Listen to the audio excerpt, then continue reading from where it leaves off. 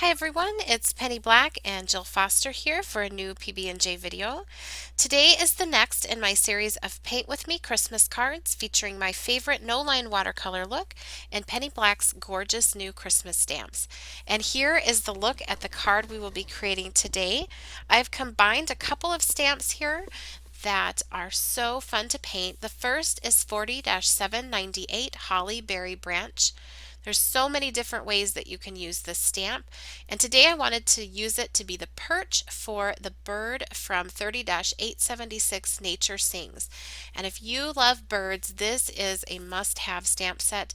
These are great for Christmas cards, but I also think they can be used during any season. The sentiment for my card is from 30-865 Christmas Greetings. Now, in advance, I went ahead and stamped this onto Canson 140-pound watercolor paper using Memento Desert Sand ink. I use some masking paper to first stamp the bird and then cut out a mask to cover him up and then stamp the holly. That way, he was masked up and it could look like he is right there perched on the holly.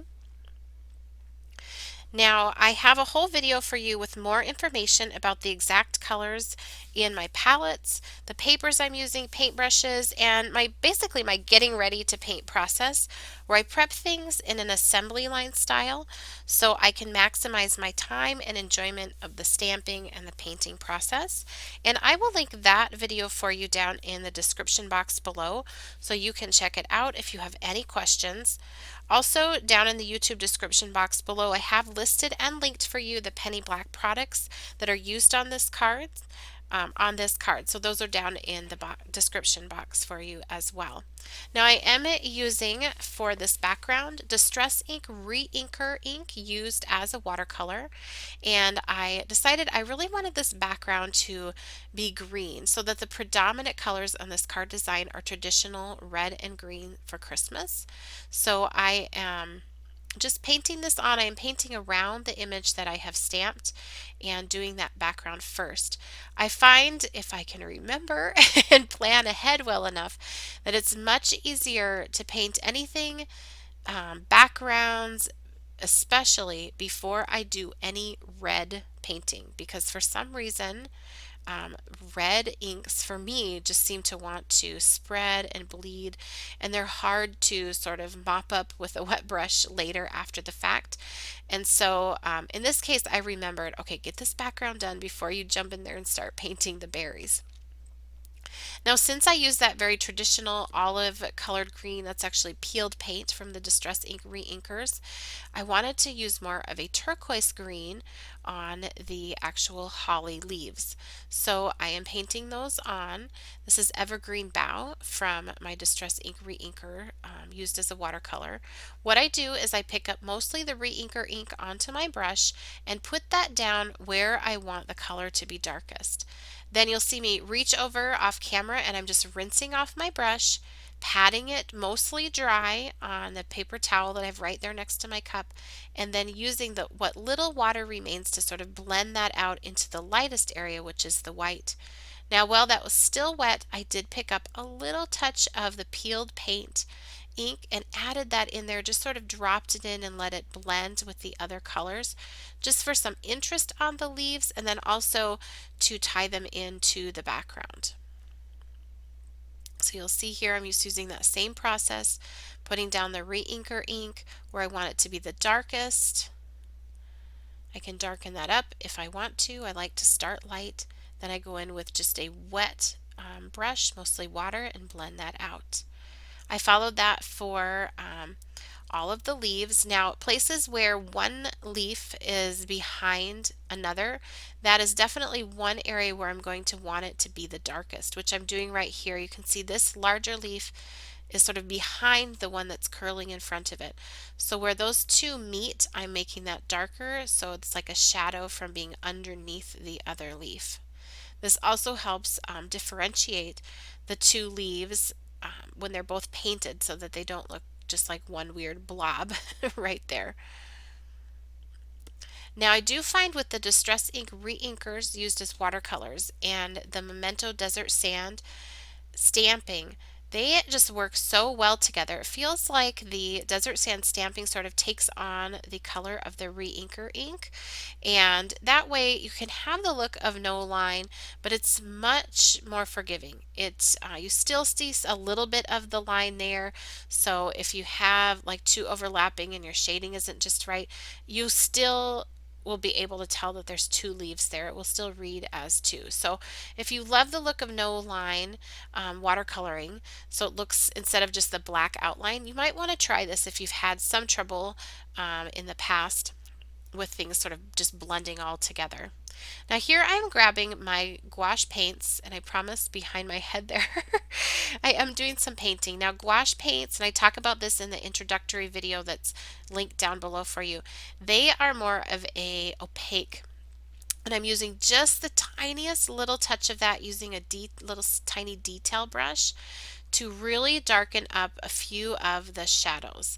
And instantly I feel like this just gives us even more dimension just by using a little bit. I also use it in a few places on the veining of the leaves if I want to tie that in. But you can see even just right there what adding the tiniest little bit of that dark color really makes that other leaf that's on top just pop. Also leaving a little touch of white here and there on the leaves. It does not have to be in some magical, perfect, correct place. Just leave some white along the edges or just a tiny little bit towards the tip of the leaf, and that will make your painting much more dynamic and add a lot of interest to it as well.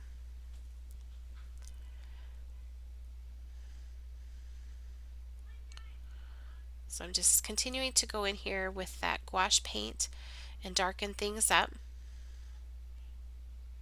Now you don't have to have the gouache paint to do this. You could also have things dry and go in with the watercolor. I just find that it's easier for me, and I like that just the look of some of that opacity that it adds because it doesn't completely blend out. And for me, that almost makes it a little bit easier because you can still blend it with water and get a watercolor look the more water that you add. Now, I am using a Pitt Artist pen. This is a waterproof pen to go ahead and make the bird's beak black and add sort of his smile in there with the pen. This is a very fine tip and it's waterproof, so I can do it before I paint. And I'm just going to go ahead and paint this guy in. Now, I used to be so afraid for some reason to paint birds. I would feel kind of overwhelmed of like, where does one color change to the next? And it doesn't always sometimes match with the sort of the feathery lines on the birds. But one thing you can do is just look at the packaging. Another thing I have found is it's really nothing to be afraid of, just by painting them more often. I feel much more comfortable painting the birds off. You can also, like I said, use the packaging to help you see where to add your color. Doing a Google image search for cardinal or Christmas cardinal will also give really great ideas. And don't be afraid if you're doing a Google search to match it with the medium that you're using. So sometimes for me, if I Google search just cardinal bird and I get all of these photographs of cardinal birds, that's helpful, but sometimes it's not as helpful as if I Google, say, cardinal bird watercolor. And what I do then is just look at a lot of the different ways that people have watercolored a cardinal bird, and that for me is more helpful than just using a photograph. So that's just a little tip if you're looking for inspiration on where to add the color to the bird. That is really helpful. Now here I'm just using a red and feathering it on. You can see at the edges where it's leaving that white that my brush is actually pretty dry, and that is how I'm getting that sort of white rough sort of edge there. And for me that adds some of a highlight and gives it more of the look of feathers than just a flat red color. Same here with these feathers, just leave some white in there, and then the eye, when people look at it, will automatically sort of see what it's supposed to be, if that makes any sense at all. but it doesn't have to be as scary as you might think that it needs to be as far as placement of the color. Add some dark areas, add some light. On the feather areas or like the wing, sort of alternate them dark light in a couple of spots, and that will give the look of layers of feathers. So I'll kind of do that here. I'm putting in some darker colors and then just sort of using a sweeping motion with my brush to feather them down. But you can see I alternated dark light, and it's kind of blending into each other a little bit here, but you can see those little loops of white that I left, and that's what gives it that layered feathered look. And with watercolor, especially sort of a loose interpretation like this, it does not have to be perfect. I think that's some of the charm of watercolor, for me versus even marker coloring, is that it can be loose. It can be the hint of a feather, a hint of color, a hint of a highlight. It does not have to be just right. I'm so sorry I'm off camera here a little bit, but I'm just blending in some of that grayish black there around the top. Now that I have the red, I can just sort of darken that up and push it up a little bit into the red so it's not quite as stark of a line. And then I'm also going to go in here and just darken up a few of these spots to give even more of that layered look.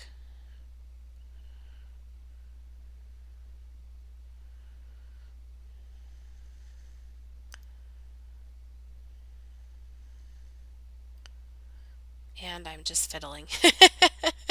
Sometimes I watch myself and I think, "What are you doing? Why did you do that?" But I think I'm just fiddling. I definitely probably overwork or um, fiddle with things a little too much, but that's part of the fun for me. And in the end, it's just paper, so don't be afraid if you're painting something and it doesn't turn out. If you've enjoyed the process and it goes into the trash, no big deal. It's just paper.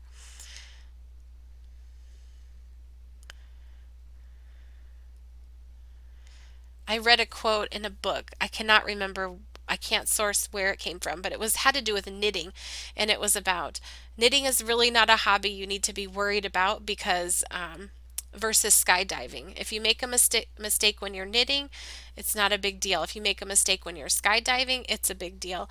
And so I think of that now when I am stamping or painting something in. I'm like, it's just not a big deal. If I mess this up, I'm not skydiving here.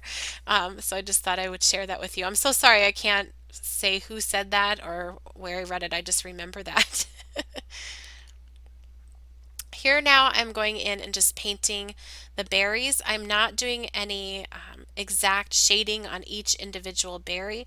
What I'm going to do is make some of them darker and some of them lighter. Even some here are going in with just a little bit of brown even. And I just kind of wanted to balance out. There's a lot of red there with the cardinal and the berries. So a few of these I just wanted to make them not even bright red. I don't know if it really makes that much of a difference, but that's why I chose to do that. Now I decided to add just a touch of a little bit more stamping here. So I'm using 30-870 Beautified. This is another really stunning set on its own, transparent stamp set for Christmas. But I am going to ink this here with some green ink. And I'm just doing this to add a little interest. I have no intention and I'm not going to color or paint any of this in that I'm stamping. And I kind of like that it is an outline style image, but I'm not painting it in. And I think it just adds, I don't know, I felt like this needed something more to sort of push that green painted background, push that back and bring the holly and the bird forward a little more. And for me, I think this touch of stamping did that. So I've got it in my MISTI stamp positioning tool, and then I am going to stamp this down in a few spots, keeping with sort of that the main image being in the upper right quadrant of the card. And I can't remember if I said this is a 5x7 card. Here I've grabbed an Arteza Twine marker. This is just a very fine tip to this marker that I can go in and just trace the, I guess you would call it the stem of that hollyberry stamp. I am much steadier with my hand with a marker as opposed to a paintbrush, so that is why I chose to do that. And here I'm just using a cheap acrylic white paint. I think I picked this up at like Walmart, and I am going to wet that down. I covered with scratch paper the bird's face and the sentiment because that would be the one place a giant splatter would fall. And I'm just going to wet this down and then pat the brush onto my finger to add some splatters just for some snow and some interest to this background. Using white acrylic paint is really, really easy way to do this. Um, and then I just do this on my craft mat there, it's black, and then I have a baby wipe handy to wipe up the excess once it's done. And here is the finished card. I really hope you enjoyed today's video.